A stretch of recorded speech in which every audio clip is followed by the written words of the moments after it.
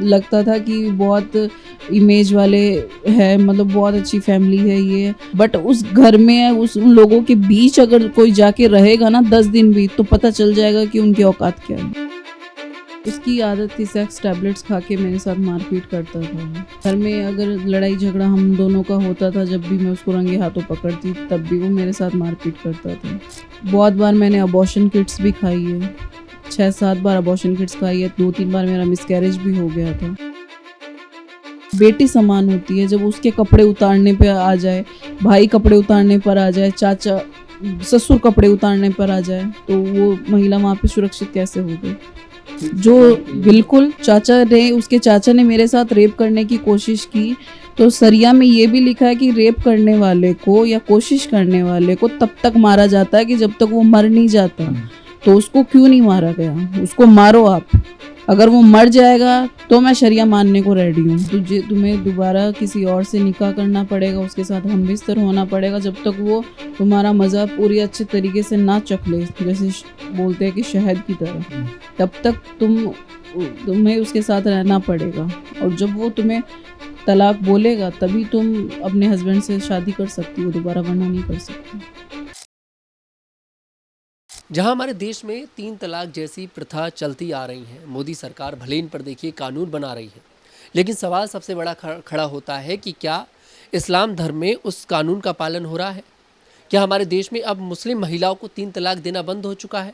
तो इसका जवाब होगा नहीं, क्योंकि आज भी ऐसी महिलाएं हैं जिन्हें 3 तलाक दिया जा रहा है। छोटी छोटी बातों पर, सब्जी में नमक तेज हो जाता है तो 3 तलाक दे दिया जाता है, छोटी सी लड़ाई हो जाती है तो 3 तलाक दे दिया जाता है, और 3 तलाक के बाद उनके ऊपर दबाव बनाया जाता है हलाला का।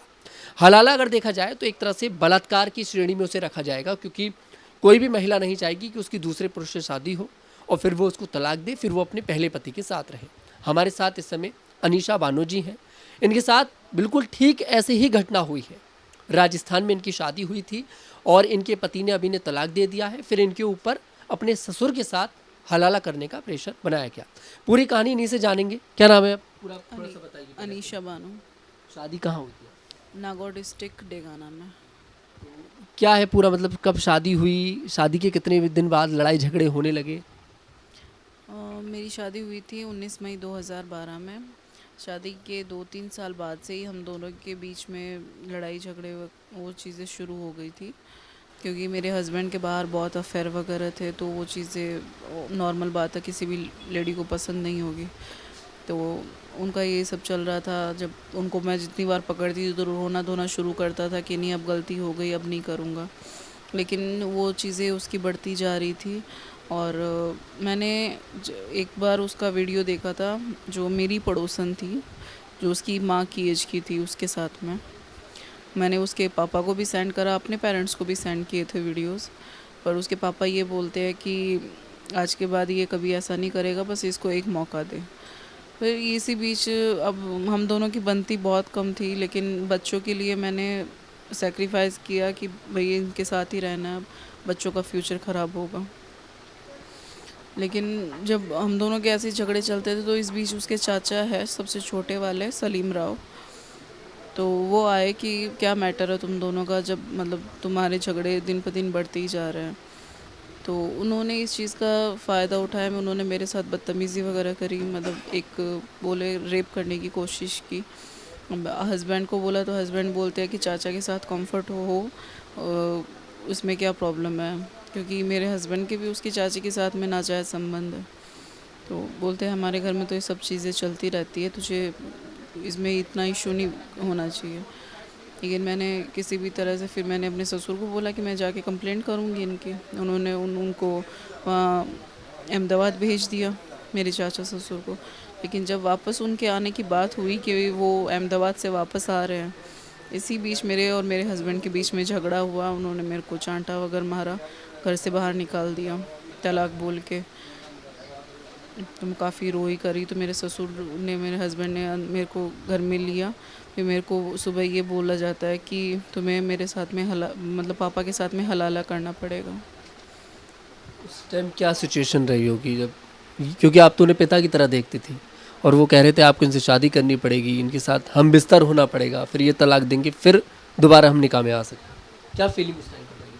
गुस्सा भी बहुत आ रहा था, लेकिन वही बात है कि उन्होंने बोला कि इस्लाम के अकॉर्डिंग है, इस शरिया में ये सब लिखा है, अगर तुझे मेरे साथ वापस रहना है, बच्चों के साथ रहना है, तो तुझे एक बार पापा के साथ में निकाह करके उनके साथ वो मतलब हस्बैंड वाइफ वाला रिलेशन बनाना पड़ेगा, फिर ही तू मेरे साथ वापस निकाह कर सकती है। अनीशा जी, कितने बच्चे हैं आपके? 2 बच्चे हैं, बेटी एक लड़का और एक लड़की, 2 है। एक बेटी है और एक बेटा है। कभी कांटेक्ट करने की कोशिश करी उन्होंने बच्चों से? जब मैं अपने घर पे थी तो थोड़े टाइम मेरी बात हुई थी अपने बच्चों से, लेकिन वो ज़्यादा बात नहीं करने देते थे। मेरी बेटी रोती रहती थी, मेरा बेटा भी रोता था, लेकिन वो सब इर्द गिर्द बैठे रहते थे, ज़्यादा मेरी बात नहीं होने देते। फिर एकदम से उन्होंने एकदम बात करना ही बंद कर दिया, सबके नंबर वगैरह ब्लॉक कर दिए, कोई कांटेक्ट नहीं। फिर मैं गई भी थी वहाँ पे, 2-3 घंटे घर के बाहर भी खड़ी रही थी, लेकिन उन्होंने बच्चों से मिलने भी नहीं दिया। वहाँ पे मैं कंप्लेंट करने गई पुलिस स्टेशन, तो वहाँ का सीआई फुल सपोर्ट कर रहा था उनको, तो वो बोलता है कि यहाँ से चली जाओ, कोई कंप्लेंट दर्ज नहीं होगी, वरना तुम्हें जेल में बंद कर दूंगा मैं। बच्चे उन्हीं के पास हैं? बच्चे उन्हीं के पास हैं। तो आप मतलब साथ लेकर आई थी या छोड़ आई थी तभी? मेरे को लाने ही नहीं दिया गया, घर से बाहर निकाल दिया, मेरे पेरेंट्स को बुला के उनके साथ में मुझे एक जोड़ी कपड़े में ही निकाल दिया। लेकिन सवाल ये खड़ा होता है कि जिस घर में आपके साथ ऐसी घटना हो गई, हलाला जैसी स्थिति पहुंच गई, आपकी बच्ची उस घर में है, कल को उसके साथ भी कुछ गलत किया जा सकता है। अगर मेरी बेटी पे बात आई ना, तो मैं किसी कानून का सहारा नहीं लूँगी, फिर एक माँ फैसला करेगी अगर मेरी बेटी के साथ अगर ऐसा कुछ हुआ उस घर में। इस्लाम में, कुरान में भी कहते हैं कि हलाल लिखा है, हालांकि हमें नहीं पता कि कुरान क्या कहता है क्या नहीं कहता, लेकिन हम जिस भी मुसलमान से बात करते हैं वो कहता है कि हमारा धर्म इसकी इजाज़त देता है, 3 शादियों की इजाज़त देता है, 3 तलाक की इजाज़त देता है और हलाला की भी इजाज़त कुरान देता है। कुरान में लिखा है ऐसा कुछ? बिल्कुल पूरा प्रोसेस बताया गया है उसमें। जब तक अगर तुम्हारा पति तुम्हें तलाक दे रहा है, तो तुम्हें दोबारा किसी और से निकाह करना पड़ेगा, उसके साथ हमबिस्तर होना पड़ेगा, जब तक वो तुम्हारा मज़ा पूरी अच्छे तरीके से ना चख ले, जैसे बोलते हैं कि शहद की तरह, तब तक तुम्हें उसके साथ रहना पड़ेगा। और जब वो तुम्हें तलाक बोलेगा तभी तुम अपने हस्बैंड से शादी कर सकती हो दोबारा, वरना नहीं कर सकती। ये सब इस्लाम और शरिया सिखाता है। बिल्कुल कुरान सिखा रहा है इन्हें। आप मानती हो कुरान को वैसे? मानती थी, अभी नमाज नहीं पढ़ती? नहीं पढ़ती हूँ। अच्छा, बहुत से दर्शकों को ये लगता है, आपके इंटरव्यू देखते हैं कि आप झूठी मुस्लिम तो नहीं है, कभी मुसलमानों को बदनाम करने के लिए कलमा आता है आपको? बिल्कुल आता है। पढ़ सकते हैं क्या उनके सामने? बिल्कुल, ला इलाहा इल्लल्लाह मोहम्मद रसूल अल्लाह।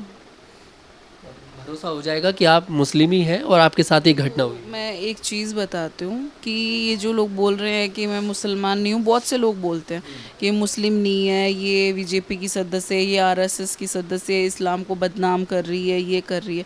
तो मैं जगह जगह किसी को भी जाके आधार कार्ड तो अपना दिखा नहीं सकती। जिसको यकीन करना है करो, नहीं करना कोई बात नहीं है, लेकिन जो मेरे साथ में बीती है ना, उस पर मैं ऑब्जेक्शन उठाऊँगी, चाहे मुझे किसी भी हद तक जाना पड़े। शादी किस सन में हुई थी आपकी? 2012। और तलाक पिछले साल से? हाँ, 2024 में 18 दिसंबर को। मतलब पूरे वही मानते हैं 8-9 साल बाद आपको तलाक दे दिया था शादी में? 13 साल बाद। 13 साल बाद? 13 साल बाद तलाक दे दिया आपको। जी। तो उसमें कितनी बार मारपीट आपके साथ करी होगी आपके जो भी हस्बैंड थे? बहुत बार। बहुत बार। उसकी आदत थी, सेक्स टैबलेट्स खा के मेरे साथ मारपीट करता था वो। प्लस घर में अगर लड़ाई झगड़ा हम दोनों का होता था, जब भी मैं उसको रंगे हाथों पकड़ती तब भी वो मेरे साथ मारपीट करता था। बहुत बार मैंने अबॉर्शन किट्स भी खाई है, 6-7 बार अबॉर्शन किट्स खाई है, 2-3 बार मेरा मिसकैरेज भी हो गया था। उसका ये चीज़ चलती रहती थी। और जब मैं उसकी मम्मी को, उसकी बहनों को बोलती थी, तो उसकी बहनों का कहना ये था कि तहसीलदार का बेटा ये नहीं करेगा तो कौन करेगा। और उसकी माँ ये कहती थी, उसकी माँ की ये सोच थी कि करने दे, अगर बाहर मुंह मार रहा है तो आएगा तो तेरे पास ही। आप कि फादर क्या करते, मतलब फैमिली में कितना पैसा खर्च किया शादी वगैरह? मेरे पापा ने मेरी शादी में 60 लाख रुपए खर्चा करा था, और मेरी शादी के 2 साल बाद में उनको 10 लाख रुपए गाड़ी के भी दिए थे। टोटल 70 लाख मान के चलो। जी, क्योंकि मेरे ससुर ने शादी से पहले आके सब कुछ डिसाइड करके गए थे कि बारातियों को किसी चीज़ की कमी नहीं होनी चाहिए। उनको जैसे बारातियों को घड़ियाँ दी गई थी, और मतलब जो गेस्ट हाउस वगैरह सब कुछ मेरे ससुर की पसंद का था। मतलब खाना अरेंजमेंट सब कुछ उनकी पसंद से किया गया था। और उनके घर में जैसे मेरे ससुर 7 मतलब 12 बहन भाई हैं, उनको सब के लिए ड्रेसेस, घड़ियाँ वगैरह सब कुछ उनके हिसाब से करा गया था कि हमारे फैमिलीज़ को क्या क्या देना है, सब उनके हिसाब से किया। अभी आप जैसे बुरखे में बैठी हैं, काले लिबास में, इसमें इस्लाम में कहा जाता है कि बुरखे में महिला अपने आप को सुरक्षित महसूस करती है, जिससे किसी की गंदी नज़र उस पर ना पड़े। कितना सुरक्षित आपने माना इस्लाम में रहकर इसमें? नहीं है महिलाएं सुरक्षित इस्लाम में, क्योंकि जब घर में जब चाचा मतलब बहू होती है, बेटी समान होती है, जब उसके कपड़े उतारने पे आ जाए, भाई कपड़े उतारने पर आ जाए, चाचा ससुर कपड़े उतारने पर आ जाए, तो वो महिला वहाँ पे सुरक्षित कैसे हो गई। कुल मिलाकर अभी बुरखे में आप बैठी हैं, लेकिन बस एक प्रूफ देने के लिए कि हाँ मैं एक मुसलमान हूँ। हाँ बिल्कुल, आप यही समझ लीजिए, क्योंकि लोग वैसे ही मेरे को बोल रहे हैं कि ये मतलब हिंदू है, ये आरएसएस है, बीजेपी की सदस्य है। तो अगर मैंने बुर्का भी अगर मैं उतार दूंगी तो वो यही कहेंगे कि ये है ही नहीं मुसलमान। अच्छा, इस्लाम में कहते हैं जब शादी होती है तो हक महर की एक रकम होती है कि अगर तलाक दिया जाता है तो उसके बाद वो हक महर की रकम दी जाती है। कितनी रकम लिखी गई थी, और वो रकम अगर लिखी गई थी तो मिली कि नहीं मिली आपको? नहीं, नहीं दी गई मेरे को। 3100 रुपये आई थिंक दिए गए थे उस टाइम पे मुझे। 3100 रुपये? मतलब आपके पापा ने 60 लाख रुपए खर्च करे और उन्होंने 31 रुपये हक महर लिखवाया? हाँ, 3100 रुपये हक महर था, और जैसे ज्वेलरी वगैरह होती है वो थी। कुल मिलाकर ज़िंदगी पूरी तबाह हो चुकी है। बिल्कुल हो गई है, उनका कुछ नहीं गया, एक महिला का ही गया। जो वो बोलते हैं कि हमारे इस्लाम में, वो जो कहते हैं कि इस्लाम में औरतों को बहुत बड़ा दर्जा दिया गया है, आज वही महिलाएं जो वो सड़कों पे अपने हक के लिए लड़ाई लड़ रही है। आज कोई भी इस्लाम का ठेकेदार, ये जो बड़े बड़े मौलाना मुफ्ती बैठे हैं, कोई भी आया है क्या मेरी हेल्प करने? कोई नहीं आया। आज 1 साल हो गया है, बराबर 1 साल से अप ही हो गया है, कोई भी अभी तक नहीं आया कि हुआ क्या है, हम आपकी हेल्प करेंगे, आपको किसी के पास जाने की ज़रूरत नहीं है। एक भी मौलाना क्या खड़ा हुआ है उठ के? अभी हम जैसे जब आ रहे थे इंटरव्यू करने तो आपकी कहानी हमने बताई। हमारे ऑफिस में काफ़ी सारे मुस्लिम्स हैं जो काम करते हैं, हमने उनकी कहानी आपको बताई तो उन्होंने बोला कि उन्होंने आपका समर्थन किया कि ऐसा नहीं होना चाहिए और बहुत गलत है, तलाक जैसी चीज़ और हलाला जैसी चीज़ बहुत गलत है। लेकिन उन्होंने एक बात कही कि किसी भी महिला पर हलाला का प्रेशर नहीं बनाया जा सकता। मेरे मन में सवाल एक है कि क्या कोई महिला अपनी मर्ज़ी से हलाला कर सकती है? अगर प्रेशर नहीं बनाया जा सकता, अपनी मर्ज़ी से हलाला कर सकती है कोई महिला? मर्जी से कैसे करेगी? कोई भी महिला होगी तो वो ये थोड़ी कहेगी कि यार ससुर के साथ में हलाला करवा लो, वो कहेगा कि ससुर के साथ में हलाला कर लो, या चाचा ससुर के साथ कर लो, मौलाना के साथ कर लो। यार एक महिला की भी इज्जत होती है, वो एक तरह से वही होता है कि ज़बरदस्ती करवाया जाता है। अभी आपके पति ने जो आपको तलाक दिया है, तलाक तलाक तलाक कहकर, आप इस तलाक को मानती हैं कि नहीं मानती हैं? क्योंकि कानून तो इसको नहीं मानता। मैं भी नहीं मानती। आप भी नहीं मानती? नहीं, अभी अगर आपने सोचा है कि अगर वापस जाने का मौका मिला तो जाएंगे अपने पति के साथ? बिल्कुल नहीं।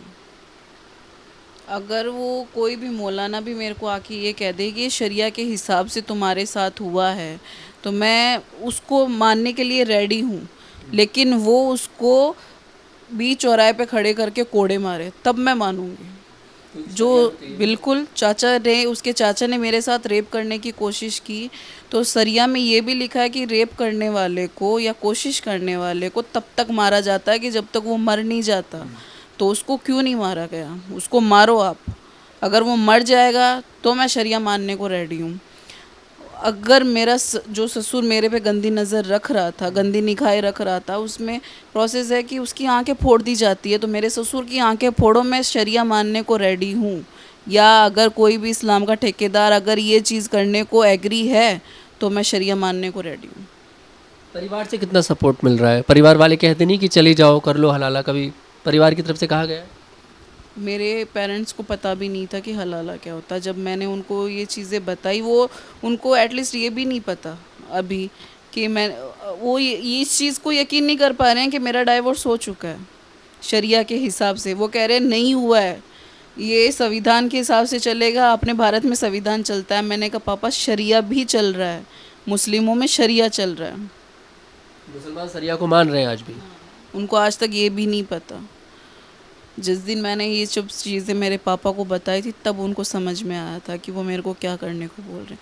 उन्होंने भी कोशिश की, लेकिन मेरा जो ससुर है इतना रसूखदार है कि मेरी वहाँ पे कंप्लेंट तक दर्ज नहीं होने दी। यहाँ तक कि बड़े बड़े जो नेता वगैरह वो भी है, वो भी इसमें हाथ डालने से मना कर रहे हैं। कुल मिलाकर सब दूरी बना रहे हैं क्योंकि वो एक फैमिली बहुत पावर वाली है। तहसीलदार आपने बताया कि नायब तहसीलदार वो रहे हैं। जैसे देखा कि जब मोदी गवर्नमेंट इस कानून को लेकर आई कि 3 तलाक पर ब्रेक लग जाता है पूरी तरह से, तो आपके घर में तब खुशी मनी थी या फिर विरोध हुआ था इसका, या फिर ससुराल पक्ष में कैसे क्या हुआ था उसका? भाई मेरी उस टाइम पे तो मेरी फैमिली में तो यही था कि भाई हाँ सही है कि हर महिला की अपनी अपनी ज़िंदगी होती है। ये तलाक तलाक बोल के तुम एक बार में इस चीज़ें ख़त्म कर दे तो कोई शादी कोई मजाक थोड़ी है। मेरी फैमिली में तो सबको बढ़िया ही लगा था कि सही है, अच्छा है। कुल मिलाकर आपने इस कानून का सपोर्ट किया, लेकिन आज भी माना नहीं जा रहा, मुसलमान नहीं मान रहे। नहीं मानते। कंप्लेंट कितनी बार कोशिश करी आपने कराने की? बहुत बार की थी। वहाँ नवलगढ़ जहाँ मेरा मायका है झुंझुनू डिस्ट्रिक्ट में, वहाँ पे भी कोशिश की। वहाँ पे भी ये बोलते कि कौन सी धारा लगाए, आपके इस्लाम में तो ये सब चीज़ें होती है। मतलब प्रशासन ही नहीं एक्सेप्ट कर रहा कानून को, तो फिर मुसलमान क्यों एक्सेप्ट करेगा? बिल्कुल नहीं कर रहा। कुल मिलाकर प्रशासन उन्हीं के साथ है और आपकी सुनी नहीं जा रही है अगर देखा जाए तो। बिल्कुल नहीं सुनी जा रही। यहाँ तक कि प्रशासन इतना उनके अंडर में है कि मैं यहाँ जब मैं दिल्ली आई थी तो मेरे हस्बैंड ने मेरे ससुर ने मेरे खिलाफ़ चोरी का वो केस कर दिया था। तो वहाँ से एक पुलिस वाला आया था, मैंने उनको बुलाया था कोर्ट में। मैंने कहा आप मेरे से कोर्ट में आके मिलिए, आपको जो भी देना है कोई नोटिस वगैरह मैं वहाँ से आप कलेक्ट कर लूँगी।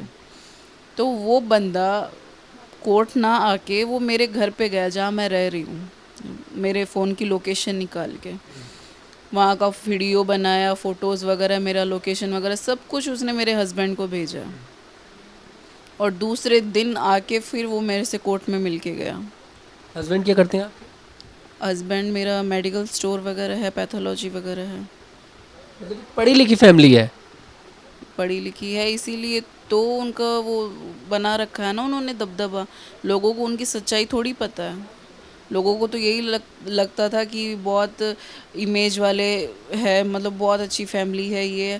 बट उस घर में उन लोगों के बीच अगर कोई जाके रहेगा ना 10 दिन भी, तो पता चल जाएगा कि उनकी औकात क्या है। अभी आप केस वगैरह कहाँ पर आपने फाइल किया है? नाजिया मैम के पास, सुप्रीम कोर्ट। नाजिया इलाही खान, वो आपके एडवोकेट? जी। सुप्रीम कोर्ट में आपने दायर कर दी है, तो अभी एक तक सुनवाई वगैरह हुई है? नहीं नहीं, अभी फ़िलहाल कुछ नहीं। वो देख रही हैं केस मेरा कि वो किस हिसाब से प्रोसेस करेंगी। कुल मिलाकर नाजिया इलाही खान भी मुस्लिम है, इस्लाम को वो भी नहीं मानती हैं, और शायद कुछ जैसे जो कमियां आप बता रही हैं वही कमियां वो बताती हैं, इसलिए वो भी इस्लाम को नहीं मानती हैं। इसमें क्या कसूर मानती हैं आप? मतलब इस्लाम धर्म है? देखो ये चीज़ मैं नहीं कह सकती कि इस्लाम धर्म है कि नहीं है। देखो धर्म सारे होते हैं। मैं एक चीज़ ये मानती हूँ कि धर्म चाहे जो भी हो, लेकिन इंसानियत रखना बहुत ज़रूरी है। और जैसे हमारे साईं बाबा कह के गए हैं कि सबका मालिक एक, लेकिन देखते सब अलग अलग रूप में हैं। अब इस्लाम धर्म है कि नहीं है, कुछ भी मान लो, अगर होगा भी तो भी बढ़िया है। लेकिन ये जो प्रोसेस ये जो चला रहे हैं ना, कुरान के अंदर ये जो चीज़ें लिखे हैं, तो इतनी पर्सनल चीज़ें कोई नहीं लिखेगा कुरान में। तो ये जो बोलते हैं कि अल्लाह की किताब है, तो ये अल्लाह की किताब नहीं है, किसी बंदे ने ही लिखी है। अल्लाह के नाम पर बहुत गलत किया जा रहा है। हाँ। अभी आप एक्स मुस्लिम कहूँ, आपको मुस्लिम कहूँ, या फिर आपने सोच लिया कि इस्लाम को छोड़कर दूसरे धर्म में जाना है? नहीं नहीं, मेरे को आप मुस्लिम ही कहिए, क्योंकि वो कहते हैं ना कि गंदगी साफ़ करने के लिए गंदगी में उतरना पड़ता है। तो इसको छोड़ के ये गंदगी साफ़ नहीं होगी। इस्लाम को गंदगी मानती है? मैं गंदगी नहीं मानती, लेकिन हाँ जो चीज़ें गंदी है उनको ज़रूर ठीक करना चाहती हूँ मैं। कभी सोचा है सनातन धर्म में जाने का?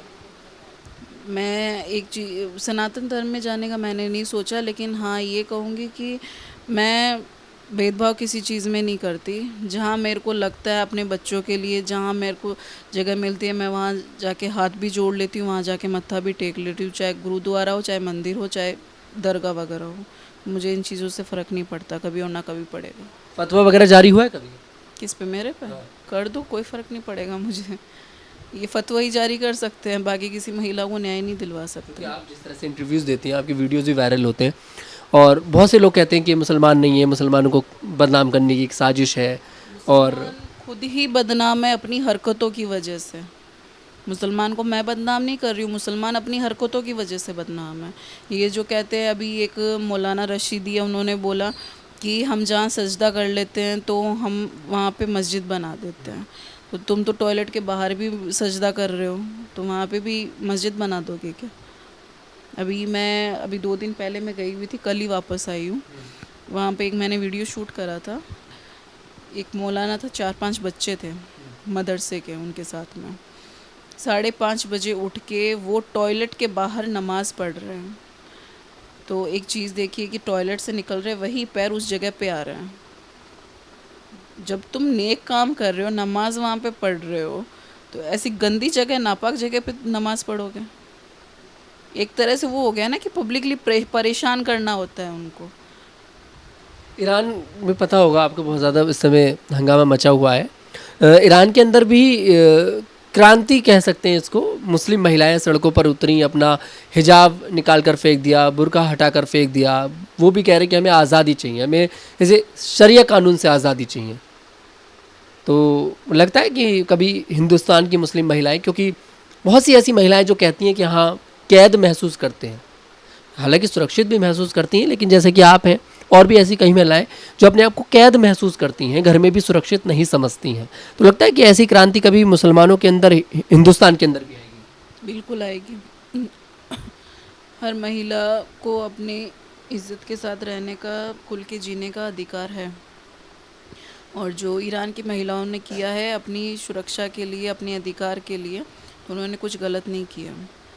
ये जो 1400 साल वाली जो ये चीज़ें चला रहे हैं, वो उस टाइम तक सीमित थी, ठीक है, हो गया।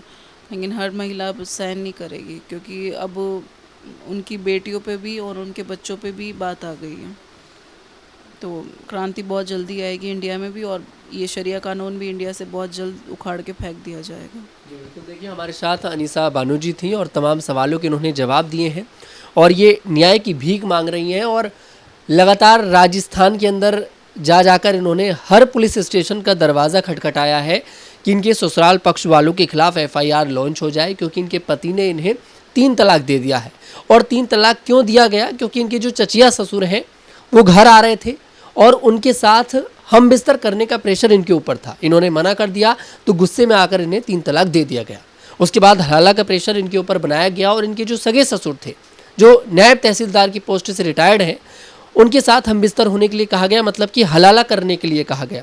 सोचिए एक मुस्लिम महिला पर क्या बीतती होगी जब उसे 3 बार तलाक तलाक तलाक कहकर घर से बाहर निकाल दिया जाता है, और फिर अगर वो अपने पति के साथ वापस रहना चाहे तो उसके ऊपर हलाला जैसे शब्द का, हलाला जैसा, ये जो बलात्कार इसे कह सकते हैं आप, हलाला जैसे बलात्कार का प्रेशर उसके ऊपर बनाया जाता है। और बहुत सी ऐसी महिलाएं होती हैं जो अपने बच्चों का फ्यूचर देखती हैं, अपने बच्चों की वजह से अपने परिवार के प्रेशर में आकर हलाला कर लेती हैं, लेकिन उनकी ज़िंदगी पूरी तरह से तबाह हो जाती है। लेकिन अनीसा बानो अपनी आवाज़ को लेकर दिल्ली आ चुकी हैं। अपना जो ये पूरा केस है सुप्रीम कोर्ट लेकर पहुंची है और सुप्रीम कोर्ट से भी न्याय की भीख मांग रही हैं कि इनको न्याय मिलना चाहिए, क्योंकि मोदी सरकार ने 3 तलाक पर पूरी तरह से ब्रेक लगा दिया है।